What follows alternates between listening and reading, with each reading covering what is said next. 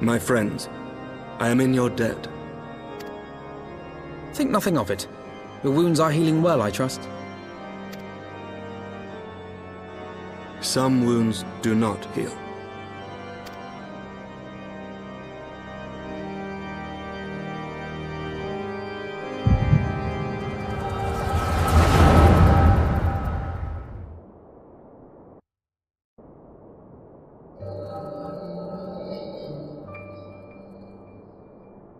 The Founding.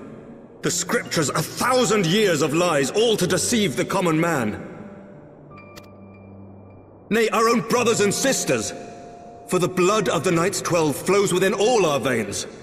You knew this to be true. You knew, and you concealed it.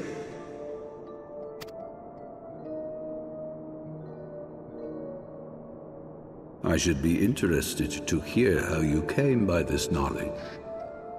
But yes, you have the right of it.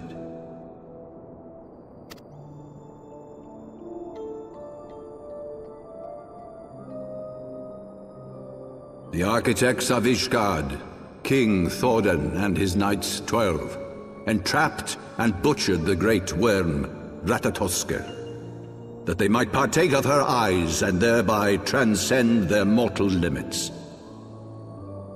Upon learning of their treachery, Nidhogg was consumed with a murderous and justified rage. I dare say you know what followed. The great worm slew the king and half of his knights. Aye, but Nidhogg was subdued, and his eyes plucked from their sockets by the knights that remained. Their one mistake was to show mercy, for from his brother Hreysvelgr did Nidhogg receive a new eye, thus rejuvenating his form and empowering him to embark upon an eternal quest for vengeance.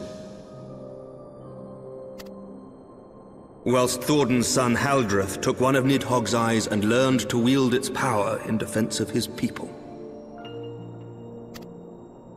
Thus was the first Azure Dragoon born, and ever since that time, his honored successors have risen to drive Nidhogg from our lands whenever the worm has returned to plague us.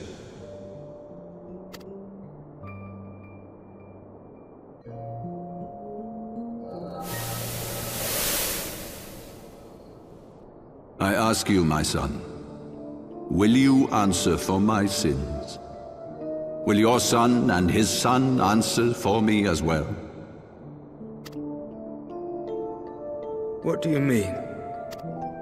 If a man cannot atone for his sins in the course of his all-too-fleeting life, must his progeny then be held to account? Must every subsequent generation be judged as well?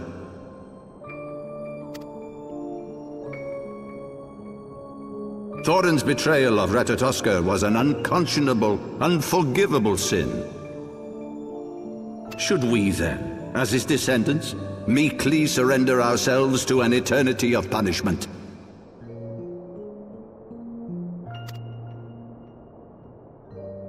Nay, say I. I would not see our children sacrificed in a vain attempt to appease an implacable foe. Dragons are not like us, my son. To they who live forever, the wrongs of antiquity are as those of yesterday. No reparations shall ever suffice. This fact alone should serve as ample justification for our actions. Yet some refuse to see it as such.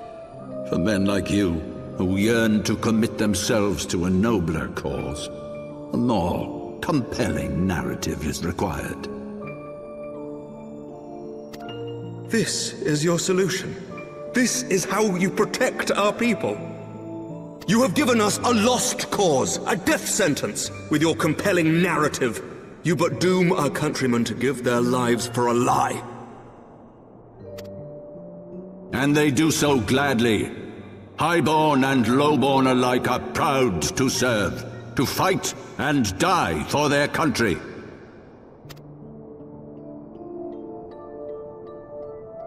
And what would you say to them?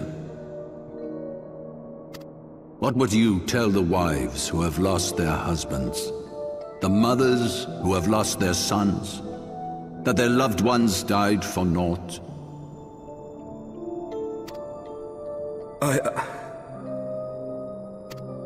Over the course of 1,000 years, countless men have donned these robes, and every one of them came to accept the necessity of this solution. Once, I hoped you might come to accept it as well.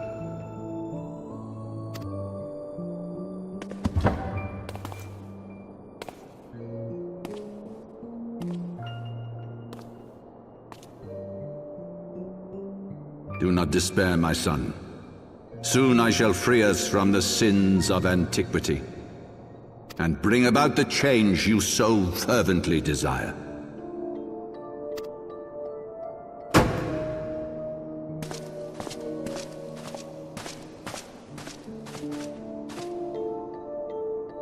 If he has spoken with others, I would have their names. Escort him to a cell and question him thoroughly. Your Eminence.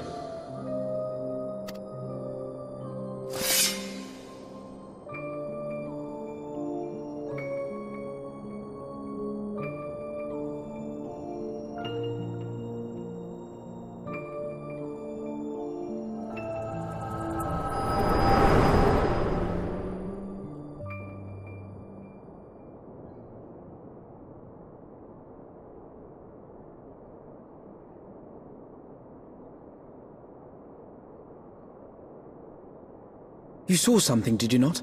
A vision of the past?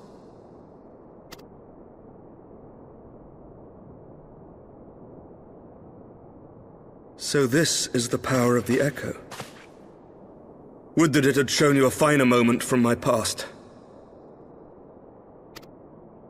'Twas an exercise in futility, as you saw. Faced with the firmity of his conviction and his many ready rejoinders, my words deserted me. To be frank, I am embarrassed to recall it.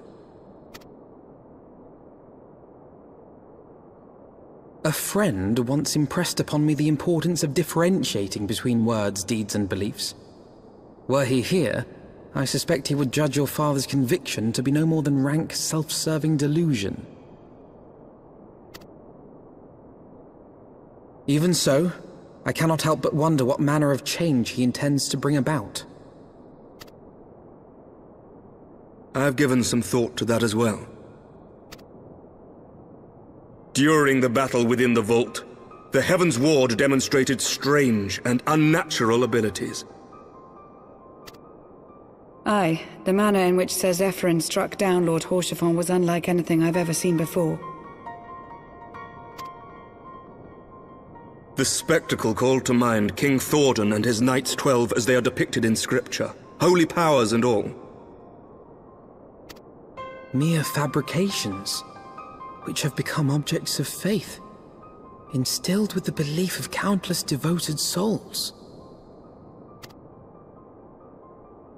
7 hells!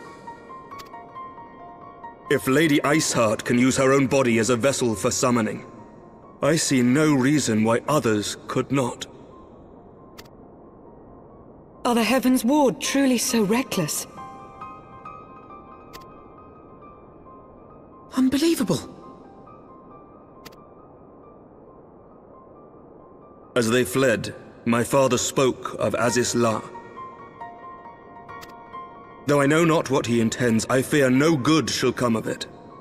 His ambitions are too great, and his minions too powerful. We must find the Heavensward and stop my father before it is too late.